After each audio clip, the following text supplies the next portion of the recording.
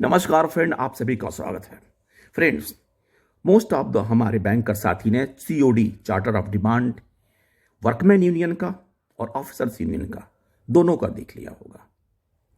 लेकिन एक चीज मेरे समझ में नहीं आ रही as a banker, as a retired banker, as a ex banker, कि वेज स्ट्रक्चर के बारे में कोई डिटेल ऐसा पे स्केल्स नहीं दिए गए हैं। ऑफिसर्स के केस में उन्होंने कहा मैनेजरियल ग्रेड और एक्सिक्यूटिव ग्रेड 1 2 3 एक 1 2 4 एक साथ, 1 2 3 एक साथ, 4 2 8 एक साथ CGM के पोस्ट लेके। लेकिन फ्रेंड्स, कहीं पे इन्होंने, चाहे वो वर्कमैन यूनियन है, वर्कमैन यूनियन ने बहुत शार्ट में लिखा है और इन्होंने केवल LIC से कंपेयर किया है। और LIC से कंपेयर करने का मतलब क्या हुआ है कि यूनियन इस बात को एडमिट कर रही है कि हम इस लायक नहीं थे कि हम LIC के एट पार हो सके। When it was initially they were at par with the LIC officer, लेकिन 17 आते आते और फिर 22 आते आते सब बंटाधार हो गया, यानी कि कोई तुलना ही नहीं रह गई। आपको याद है कि 1 नवंबर 2007 में बैंक ऑफिसर का जो बेसिक पे था वो 14,500 था और जबकि LIC ऑफिसर्स का 17,240 हो गया, यानी LIC ऑफिसर की सैलरी हायर बाई 14.40%। फिर उसके बाद आता है 1/11/12 को 23,700 था और फिर इनका 32,795 हो गया, यानी 18.85% का सैलरी हाइक हुई LIC ऑफिसर की। फिर 17 की बात करें तो हमारा इनिशियल बेसिक पे स्केल 1 का 36,000 था और इन लोगों का LIC ऑफिसर का 53,600 हो गया, यानी कि 30.55% की हाइक हुई। इस हिसाब से अगर देखें तो हम हर जगह हम इनसे पिछड़ते हुए नज़र आ रहे हैं। और आप देखिए कि 14.40%, 18.58% और 35.55% का हाइक हो गया। अब एक चीज़ यहाँ पे ध्यान देने वाली बात है कि जब वेज स्ट्रक्चर की बात यहाँ पे बन के आई तो उसमें इन्होंने कुछ कैलकुलेशन किए और उस कैलकुलेशन का डिटेल दिया। जो कैलकुलेशन का डिटेल दिया उसके हिसाब से scale 1 2 3, suppose existing basic pay 100, add DA 36.82 मर्ज करके बाद और sub total 136.82, special allowance 16.40 plus DA that is 22.43 और टोटल 159.25। यानी कि अगर हम all existing scale to be revised 8 joint note into 159.25 in case of scale 1 2 3 officers plus adequate and additional load on basic is equal to 9 joint pay scale rounded off the nearest 10 rupees.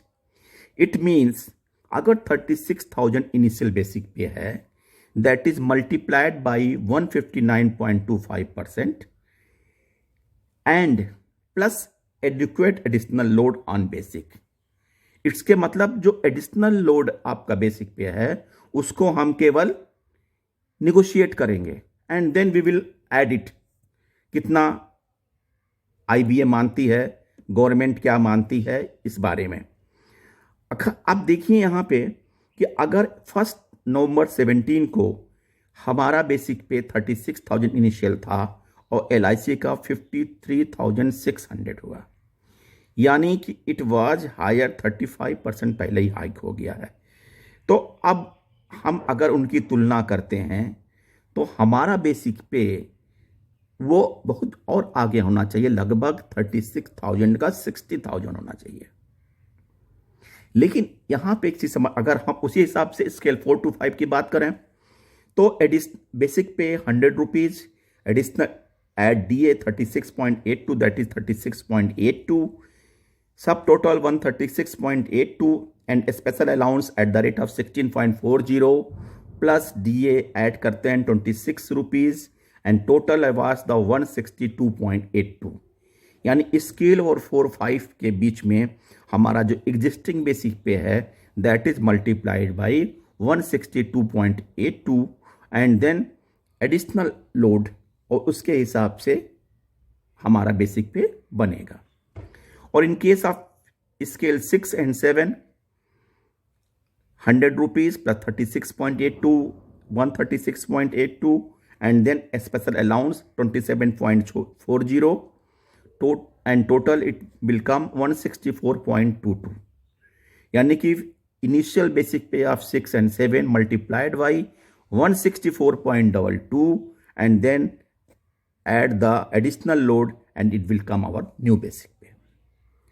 जब इन्होंने इतना veg structure के बारे में study करके लिखा तो why not they make a pay scale wage structure and it should be more than the LIC officer of the 17 to expect कि अगर LIC ऑफिसर का नवंबर 22 से उनका भी ड्यू हो रहा है तो आगे क्या होगा उस कंपैरिजन में, ताकि हम इनिशियली LIC ऑफिसर के एट पार हो जाएं। फ्रेंड्स, मैं इस आधार पे वेज स्ट्रक्चर एक बनाऊंगा और आपको बताऊंगा। आप मेरी हेल्प कर सकते हैं। आप भी इस तरह से अगर आप बनाएं तो ये इनिशियली पता चले कि हमारे स्केल 1 to 3 के क्या बेसिक पे होगा इनिशियल स्टेज में, 4 to 5 का क्या होगा और फिर 6 to 7 का क्या होगा। और अकॉर्डिंगली हम जो डीए का फार्मूला यहाँ पे इन्होंने दिया है कि डीए किस हिसाब से होना चाहिए, एक अप्रॉक्सीमेट कैलकुलेट करते हैं और देखते हैं कि आने वाले समय में हम बार्गेन या नेगोशिएट करके हमारे ऑफिसर्स यूनियन किस तरह से आईबा से डिस्कस करके कितने वेज स्ट्रक्चर पे, कितना पे बेसिक इनिशियल पे फाइनलाइज करते हैं। Thank you friends. At least we should be at par with LIC and the central government officer. अगर ऐसा नहीं कर पाता है तो it is the utter failure of our union association. Thank you friends. लेकिन इस बारे में एक बात और कहनी है कि वर्कमैन यूनियन ने भी अपना वेज स्ट्रक्चर तैयार नहीं किया है, केवल गोलमाल बताया है। मेरे ख्याल से तो मैंने जो स्टडी किया है, अगर आपने कुछ और स्टडी किया है तो kindly give me a feedback. Thank you friends, नमस्कार।